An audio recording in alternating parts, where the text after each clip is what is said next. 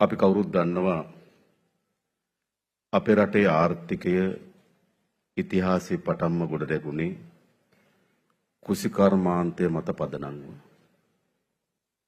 ඒ සඳහා අවශ්‍ය වෙන සියලු සාධක වලින් පරිපූර්ණ රටක් ශ්‍රී ලංකාව. අපිට ඊසාන දිග මෝසම, නිර්ත දිග මෝසම, අතරමැදි වර්ෂාවලින් සමන්විත නියමිත පරිදි වර්ෂාව ලැබෙන රටක්. ඒ වගේම සමකයේ ආසන්නයේ පිහිටීම හේතු කොටගෙන අපිට ඉතාමත් හොඳ සූර්යාලෝකයෙන් ආලෝකමත් වෙන රටක්. ඒ වගේම සාරවත් මහ පොළොවක්, ඒ වගේම මේ උතුරු මැද පළාත ගත්තොත් විශාල තැන්න සහිත භූමියක් තිබෙන ප්‍රදේශයක්. ඒ වගේම මේ මහ පොළොවත් එක්ක දීර්ඝ කාලයක් තිස්සේ පොරබදලා අධ්‍යක්ීම් හැකියාවන් වලින් සමන්විත මහා ගොවි පරම්පරාවක් ඉන්න රටක්. නිසා අපේ රට කුෂිකර්මාන්තයේ ශක්තිමත් ඉදිරියට ගෙන යාම සඳහා අවශ්‍ය වෙන සියලු පදනම් සකස් වෙලා තිබෙනවා. ඒ වගේම ඕනෑම රටක තමන්ගේ ශිෂ්ටාචාරය ගොඩනැගෙන්නේ තමන් තෝරා ගනු ලබන ආර්ථික මාවතත් එක්ක. පුරාණයේ පටන්ම අපේ ආර්ථික මාවතේ ප්‍රධානම වැඩ කොටස නියෝජනය කරේ කුෂිකර්මාන්තය. එනිසා අපේ ජන සමාජයේ ගොඩනැංවීමේදී අපේ රටේ ශිෂ්ටාචාරය ගොඩනැංවීමේදී මේ කුෂිකර්මාන්තයත් එක්ක ඒකාබද්ධව තමයි අපේ රටේ ශිෂ්ටාචාරය ගොඩනැගුණේ. එනිසා අපේ රටේ අපි පළමු ජනපද හඳුනාගන්නේ මල්වතුවේ අසබඩ අනුරාධ ග්‍රාම මේ අපි ඉන්න භූමිය. ඒ වගේම කලාඔය අසබඩ විජිත ග්‍රාම. ඒවා තමයි අපේ ආරම්භක ජනාවාසකරණේ ගම්බිම් බවට පත් වුණේ. ඒ වගේම අපේ රජුරුවන්ගේ ශ්‍රේෂ්ඨ ක්‍රියාකාරකම් ගැන කතා කරනකොට හැම වෙලාවම අපි අපේ රජුරුවන් ගැන සාකච්ඡා කරනකොට උන්ගේ ගුණ අගුණ මවනින්නේ. ඔවුන් බෞද්ධ ශාසනයට කරන ලද සේවාව හා එහා බැඳුණු මහා එහා සමීපතම වාරි කර්මාන්තයට කරන ලද සේවාව. මේ අනුරාධපුරයේ මෙතනින් එහා පැත්තේ තමයි ලංකාවේ පළමු වැව පණ්ඩුකාභය රජතුමා විසින් මේ බසවක් කුළුම් වැව නිර්මාණය කරේ. එහා පැත්තෙන් තියෙන තිසා වැව දේවානම් පියතිස්ස රජතුමා විසින් නිර්මාණය කරා. එහා පැත්තෙන් තියෙන කලා වැව ධාතුසේන රජුරුවන් විසින් නිර්මාණය කරා. අපි අපේ රාජ දූරාවලිය අවසලා බැලුවොත් ඒ රජවරුන් විසින් මොනතරම් ප්‍රමාණයක් වාරි කර්මාන්තයේ සේවාවන් ඉටු කරාද කියන එක මත තමයි ඒ රජුරුව කොච්චර ශ්‍රේෂ්ඨ රජෙක්ද නැද්ද කියලා තීරණය කරන්න පටන් ගත්තේ. ඒ නිසා තමයි අදත් මහා සාගරයක් වැනි මින්නේරිය ඉදිකිරීම සඳහා මුල්ලුණු මහසේන රජුරුව එම මින්නේරි ජනතාව හඳුන්වන්නේ මින්නේරි දෙවියන් කියලා. ඒ වගේම අක්බෝ රජුරුව ඒ වගේම ශ්‍රේෂ්ඨ රජවරයෙක් බවට පත් වෙන දෙවනි අක්බෝ රජුරුව මහා කන්තලේ වැව නිර්මාණය කිරීම. මේ ආදිරස ගත්තොත් අපේ ශිෂ්ටාචාරයේ ගොඩනැගීමේදී මේ වාපි කර්මාන්තය කුෂිකර්මාන්තය විශාල පිටුවහලක් වෙලා තිබෙනවා. ඕනෑම රටක තමන්ගේ ආර්ථිකයේ මාවතත් එක්ක ගොඩගෙනලා තමයි ඒ සංස්කෘතිය ඒ ශිෂ්ටාචාරය ගොඩනැගෙන්නේ. එනිසා අපිට මේ කුෂිකර්මාන්තය හා බැඳුණු විශාල ශිෂ්ටාචාරයක් විශාල සංස්කෘතියකට අපි උරුමකම් කියනවා. විශේෂයෙන්ම අපි දන්නවා අපි වගාබිමට ඇතුල් වෙන කලින් අපි අපේ කුඹුරේ පොල් ගෙඩියක් එල්ලනවා. දෙවියන් වහන්සේට බාර වෙලා ශාස්ත්‍රික පළදාවක් අපිට ලබා දෙන්න, වනසතුන්ගේ වෙන හානිය අපිට නතර කරලා දෙන්න කියලා ඉල්ලීම් සහිතව අපි පොල් ගෙඩියක් එල්ලනවා. අවසානයේදී අපි අස්වැන්න නෙළුවට පස්සේ ඒ පොල් ගෙඩියෙන් අපි කිරි උතුරලා දෙවියන් වහන්සේට උණු බාරයන් හාරයන් අපි ඉටු කරනවා. ඒ වගේම අපි දන්නවා අස්වැන්න නෙලන කාලයේදී ඒ අස්වැන්න සාර්ථක කර ගැනීම සඳහා ජලය සපා දුන් සෑම වැවකම බොහෝ දුරට වැව් කණ්ඩේ විශාල ගහක් තිබෙන එක නුග ගහක් වෙන්න පුළුවන්, මේක බෝරුකක් වෙන්න පුළුවන්, මේක මී ගසක් වෙන්න පුළුවන්, මේක කොඹ ගසක් වෙන්න පුළුවන්. ඉතින් අපේ ගම්වල අපේ ගොවි ජනතාව විශ්වාස කරනවා එම රුකයේ තුල දෙවියන් වහන්සේලා වැඩ ඉන්න බව. ඒ නිසා බොහෝ අවස්ථාවල එම රුකේ ආසන්නී අස්වැන්නින් පසු අපි කිරි උතුරලා බාරහාර ඉටු කරනවා.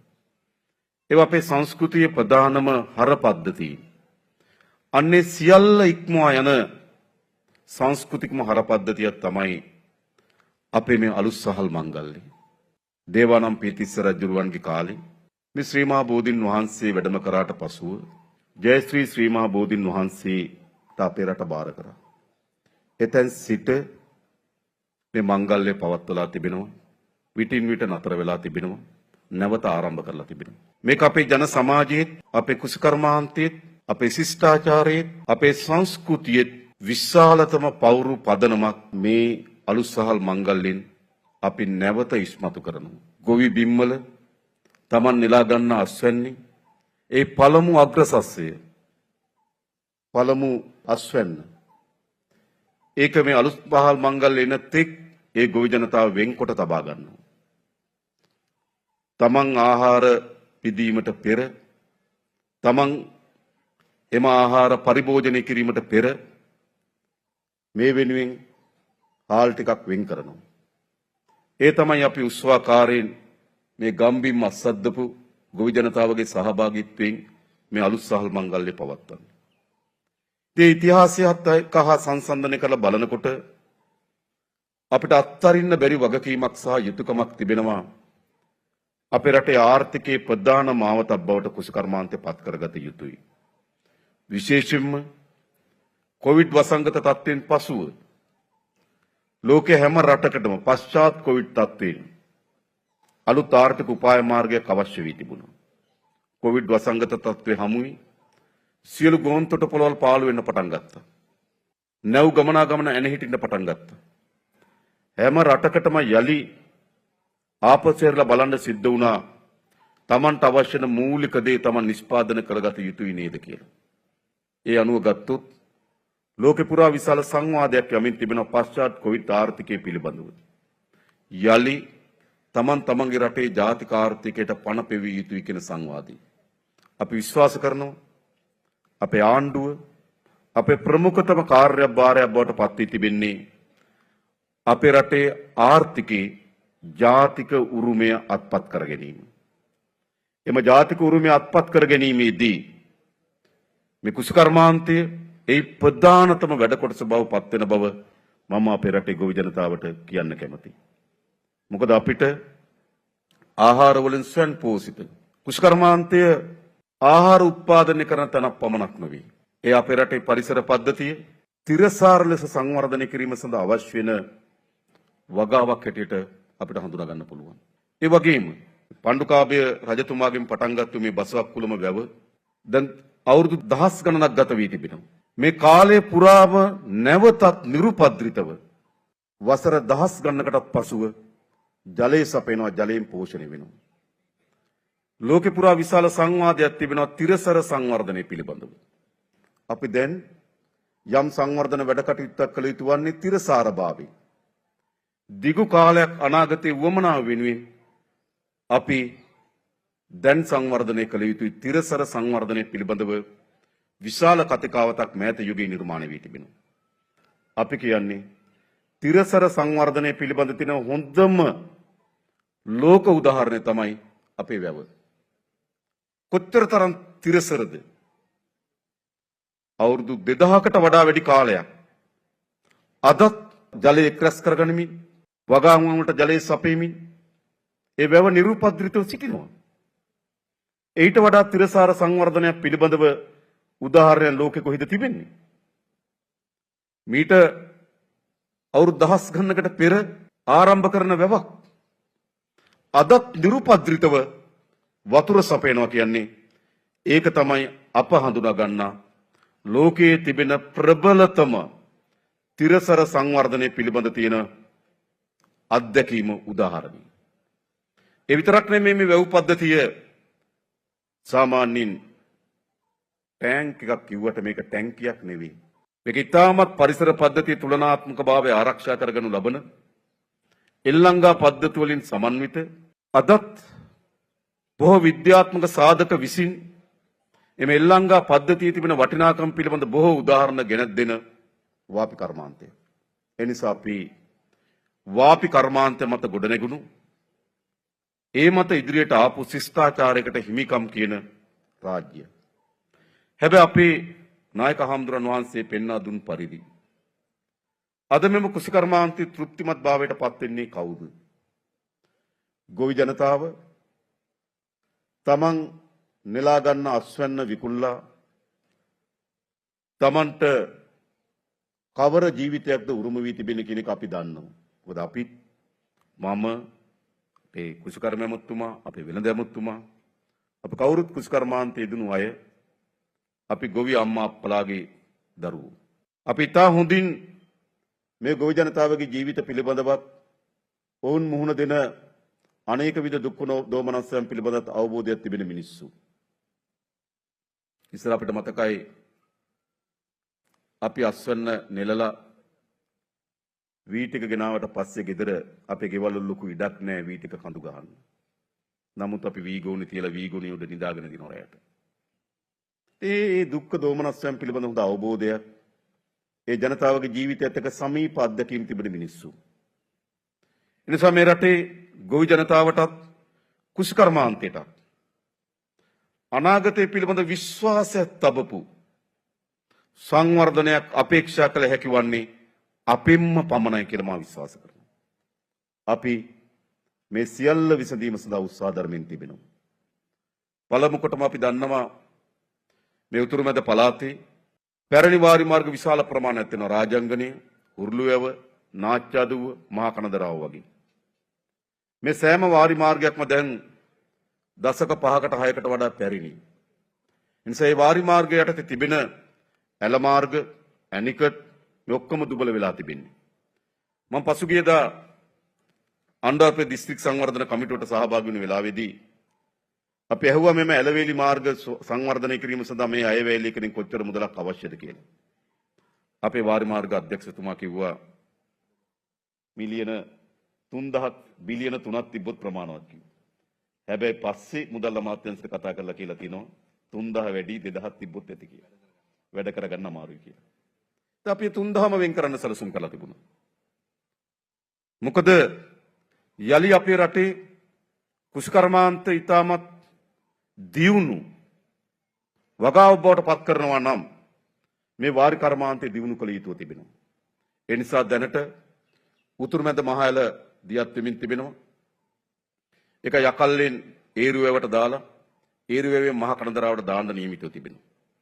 හැබැයි ව්‍යාපෘතිය සැලසුම් කිරීමේදී ව්‍යාපෘතිය ක්‍රියාත්මක වීමේදී නැවත අපිට බොහෝ දේ ආපසු හැරලා බලන්න සිදු වී තිබෙනවා. අපේ නියෝජ්‍ය මැතිතුමාගේ නායකත්වයෙන් ඒ පිළිබඳ යලි විමර්ශනයට භාජනය කරලා ඒ ව්‍යාපෘතිය වඩාත් කඩිනමින් ඉක්මනින් කරන්නේ කොහොමද කියලා අපි සැලසුම් සකස් කරමින් තිබෙනවා. මොකද ඒක අපි වැඩිම මුදල් ප්‍රමාණයක් වියදම් කරන ව්‍යාපෘතිය බවට පත් වෙලා තිබෙනවා මේ උතුරුමැද මහඇල ව්‍යාපෘතිය.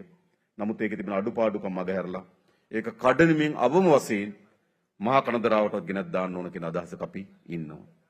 ඒ වාරි මාර්ග ශාස්ත්‍රයේ අනිකුත් සුළුහා මධ්‍ය පරිමාණ වැව් ප්‍රසංස්කරණය කිරීම සඳහා මම හිතන වාරි මාර්ග ශාස්ත්‍රයට මේ අනුරාධපුර දිස්ත්‍රික්කය සඳහා මිලියන 7000කට වඩා වැඩි නේද මුදල් ප්‍රමාණයක් අපි වෙන් කරලා තිබෙනවා. අද අපේ රාජ්‍ය නිලධාරීතුමාලටත් ප්‍රාදේශීය දේශපාලන අධිකාරියටත් පැවරී තිබෙන අභියෝගය තමයි මේ දෙසැම්බර් මාසේ 31 වෙනිදාට කලින් මේ මුදල් ටිකෙන් මේ සංවර්ධන වැඩ කටයුතු කරන්න ඕන. දෙසැම්බර් මාසේ 31 වෙනිදාට පෙර මේ මුදල් ටික වියදම් කරලා මේ සංවර්ධන වැඩ කටයුතු කරන්න බැරි වුණොත් දෙසැම්බර් මාසේ 31 වෙනිදා සල්ලි ටික ආපහු ඔක්කොම භාණ්ඩාගාරයට යනවා. එනිසා අපේ රටේ නිලධාරි මහතුරුට විශාල අභියෝගයක් තිබෙනවා. අපි මුදල් වෙන් කරලා තිබෙනවා. ඒ මුදල් වලින් අවශ්‍ය වෙන සංවර්ධන වැඩ කටයුතු කරන්න. අපි දන්නවා වැවක් හදනකොට සාමාන්‍යයෙන් පාරක් ඕනෑම කාලයක ඕනෑම වෙලාවක හදන්න පුළුවන්. හැබැයි වැවක් එහෙම ප්‍රතිසංස්කරණය කරන්න බෑ.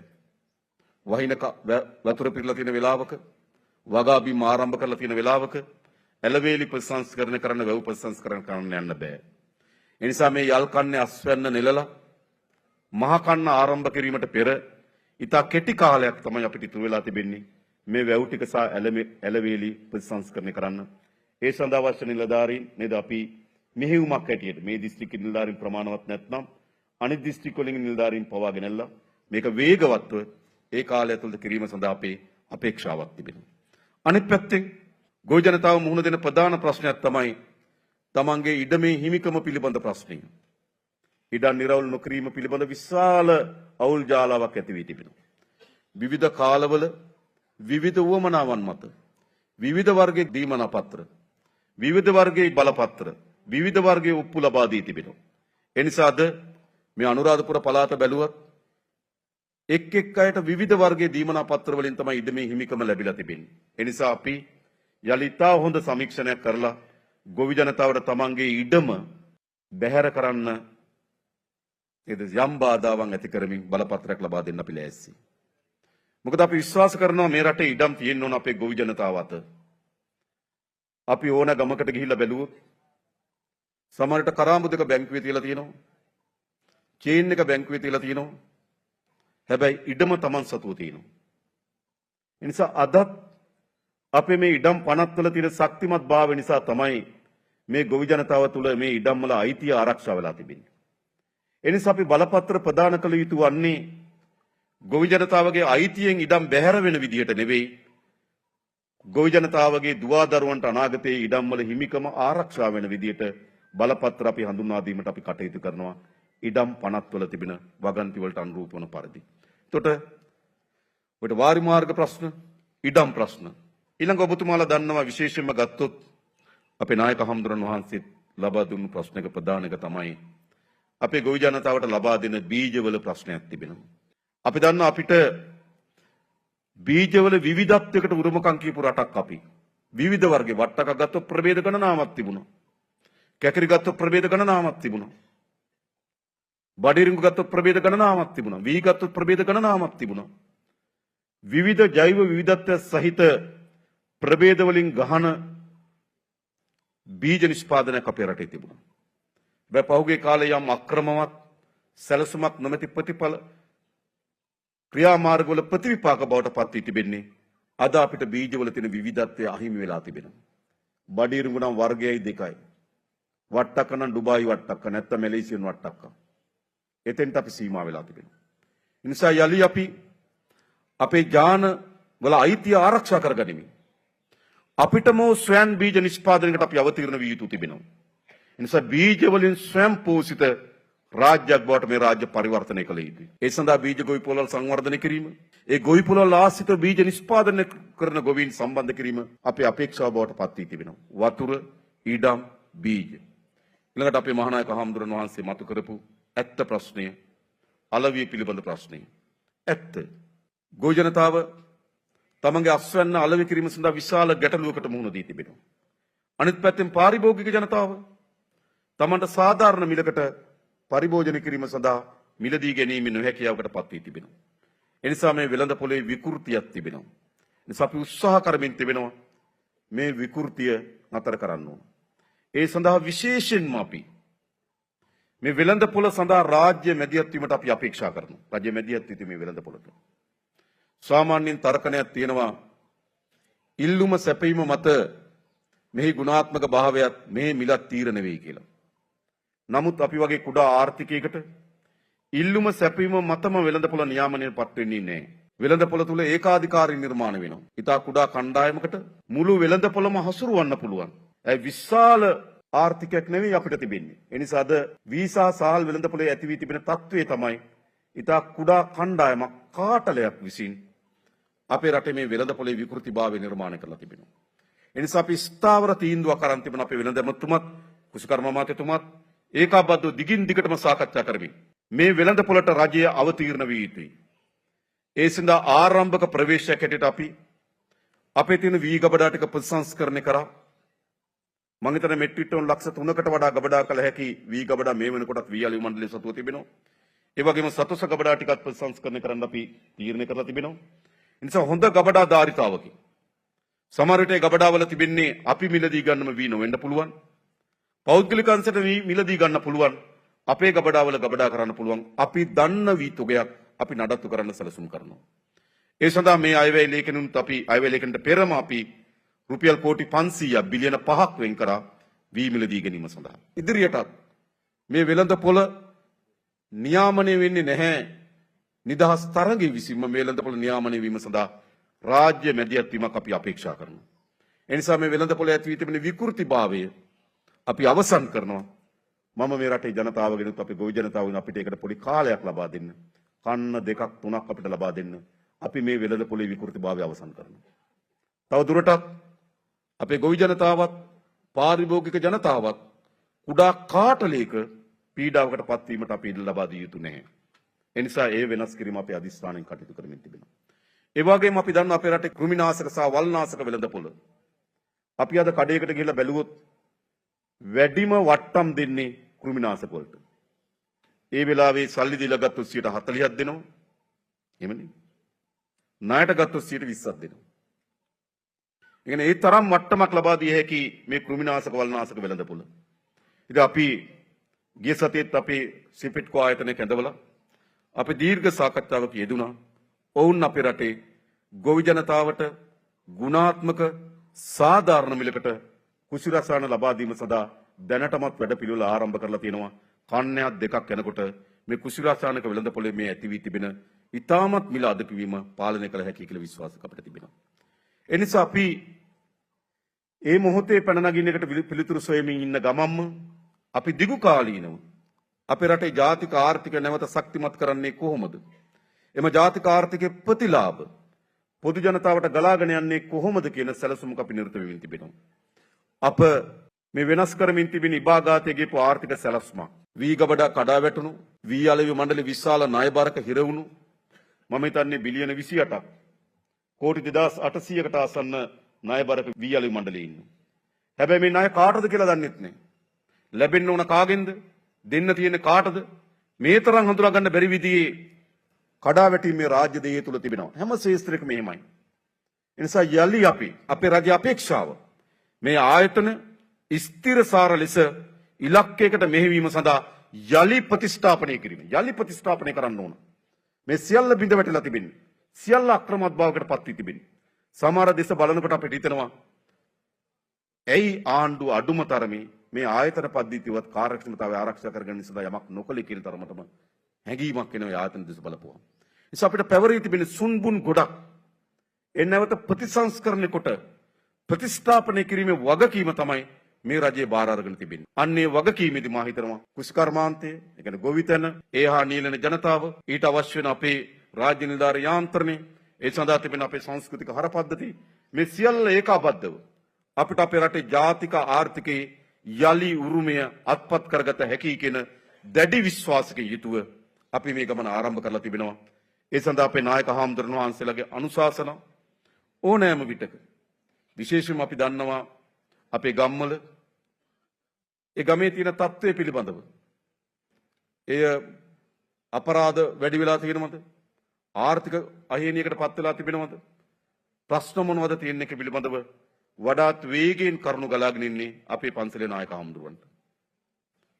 අපිට ගමේ ගිහිල්ලා ඔක්කොම හම්බෙලා හොයාගන්න කරුණු හාතරම් කරුණු ප්‍රමාණයක් අපේ නායක හාමුදුරුවන් වහන්සේලාත් මුණ ගැහිලා සාකච්ඡා කරපුවා තේරුම් ගන්න පුළුවන්.